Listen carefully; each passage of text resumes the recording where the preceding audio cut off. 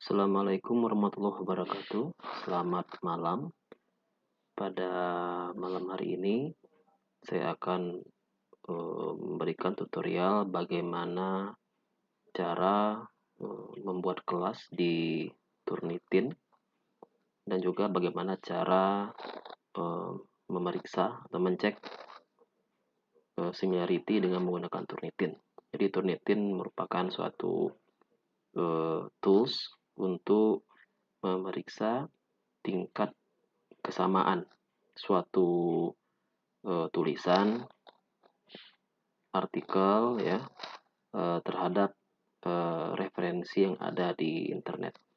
Jadi pertama kita masuk ke website Turnitin, yaitu turnitin.com ya. Lalu kita login ya.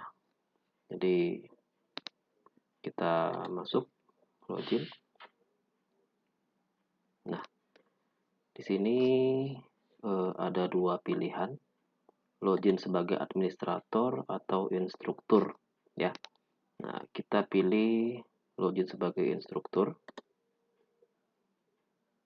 Nah, bagaimana cara membuat kelas ya? Gampang sekali, tinggal kita add class ya di sini. Jadi di sini sebenarnya sudah ada satu kelas. Lalu kita mau buat kelas yang lain ya. Misalnya kelas untuk cek artikel ilmiah khusus gitu ya. Kelas khusus. Tinggal kita add class ya. Nah, di sini kita ada class type ya. Kita buat yang standar. Lalu class name silakan dibuat misalnya uji similarity artikel misalnya. Enrollment key kita buat saja 1 2 3 4 seperti itu. Lalu subject area tergantung dengan bidang ilmu yang ingin diuji ya, bidang ilmu papernya. Tapi nggak masalah, ini tidak terlalu krusial ya. Misalnya kita buat health science misalnya ya. Student levels silakan pilih apakah undergraduate ya, graduate, postgraduate, technical. Ini juga tidak terlalu krusial. Misalnya kita pilih graduate. Nah, di sini class start date ya. Jadi kapan kita bisa mulai buka kelas. Di sini juga ada end date. Nah, di sini misalnya kita end date-nya 2021 ya, tanggal 28 Februari. Kita klik submit ya. Nah, oke. Maka di sini akan ada kelas baru ya. Lalu bagaimana cara mencek similarity ya. Nah, sebelum itu kita klik dulu add assignment ya.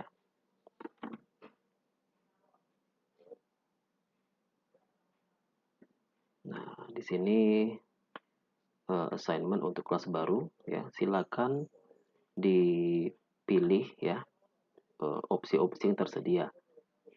Misalnya di sini assignment title ya. Nah, ada dua pilihan, allows only file types that Turnitin can check for similarity atau allow only file types. Saya sarankan untuk pilih pilihan yang pertama.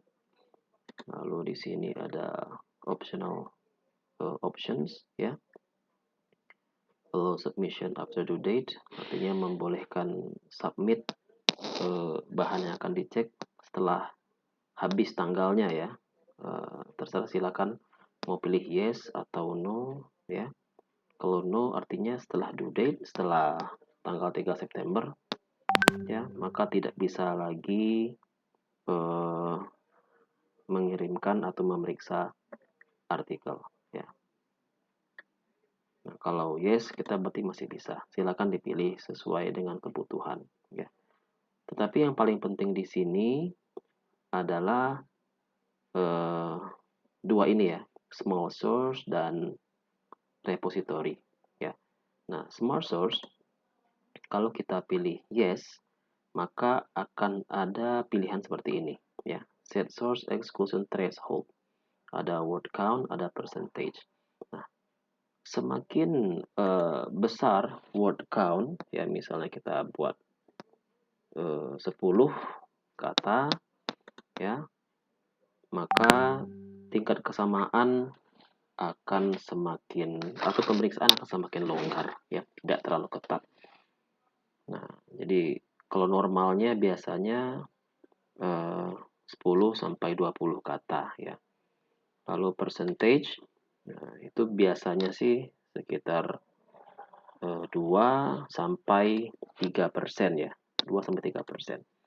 Maka jika tingkat kesamaannya tidak sampai 2%, maka ini tidak dianggap suatu kesamaan.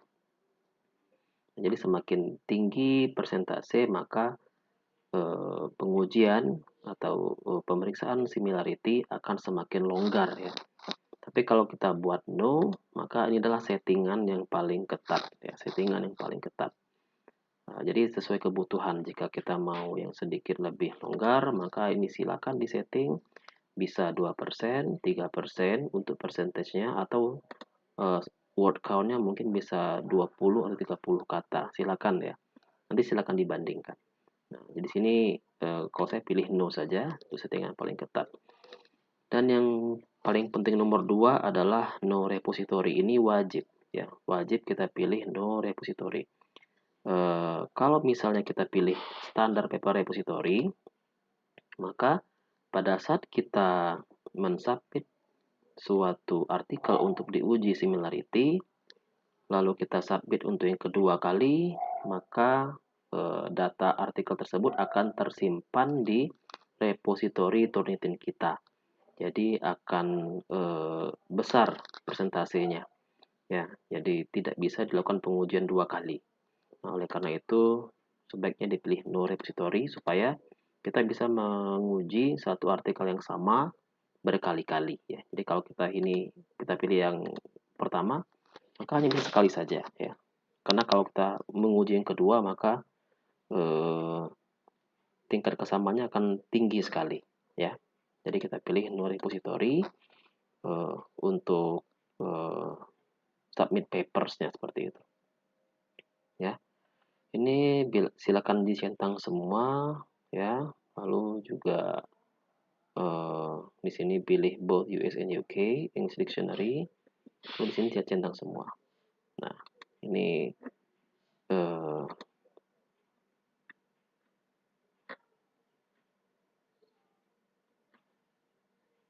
oh ya, ini ada yang ketinggalan, ya.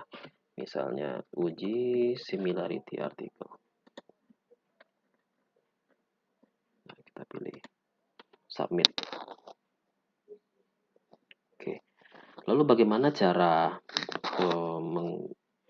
menguji similarity, ya. Nah, jadi di sini ada more action, ya. Nah, lalu ada pilihan submit. Kita klik saja, ya. Lalu kita kasih nama, misalnya nama yang punya artikel, misalnya pakai nama saya, ya. Ini judulnya, silakan uji similarity misalnya, ya. Lalu kita pilih choose from this computer, dan kita pilih artikel yang akan kita uji, misalnya ini, ya. Contoh saja. Ini sudah masuk. Lalu kita pilih upload, ya. Kita tunggu.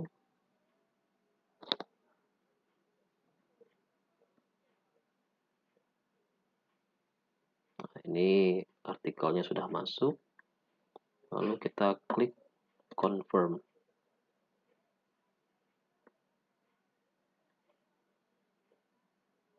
Nah, di sini ada detail, ya, detail dari artikel yang kita upload, ya. Ini ada ukurannya, ada jumlah halaman, jumlah kata, ya.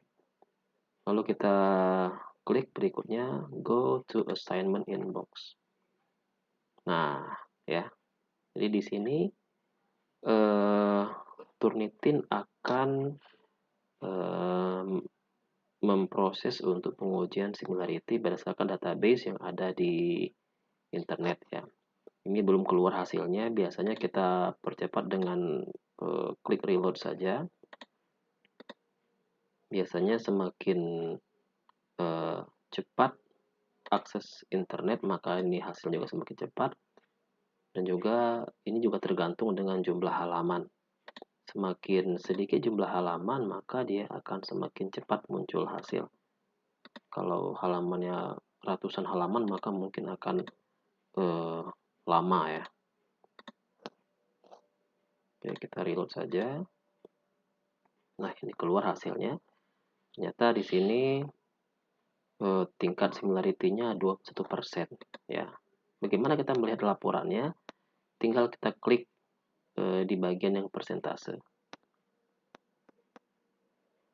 Jadi ini cukup rendah ya, cukup rendah. Indikatornya berwarna hijau, berarti ini cukup rendah.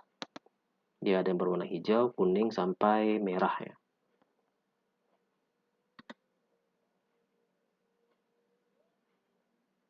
Nah, ini masih loading. Nah, ini dia ya.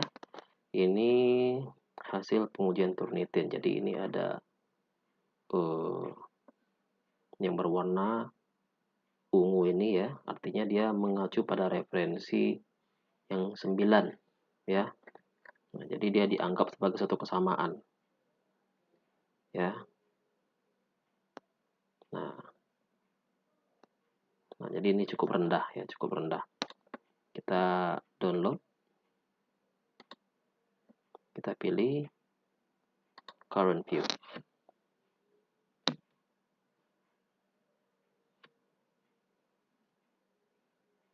Jadi angka-angka ini ada angka 6, ada angka 3. Ini adalah angka yang menunjukkan referensinya ya. Referensi nomor kalimat ini menyerupai referensi yang ditunjukkan pada nomor 6. Nanti kita lihat laporan aslinya ya. Laporan pengujian Turnitin yang asli. Ini sedang di-download.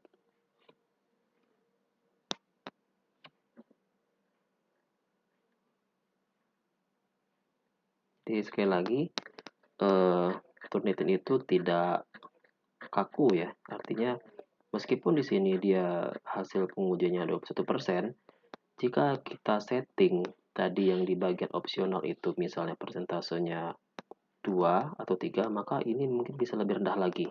Mungkin bisa di bawah 15 atau bahkan di bawah 10%. Ini adalah settingan yang paling ketat ya. Nah, kita buka. Nah, inilah laporan dari Turnitin. Nah, kita lihat di sini ada beberapa angka-angka ya, 9, 18, ada 10 ya. Nah, itu menunjukkan sumber ya, sumber. Nah, kayak tadi nomor 9.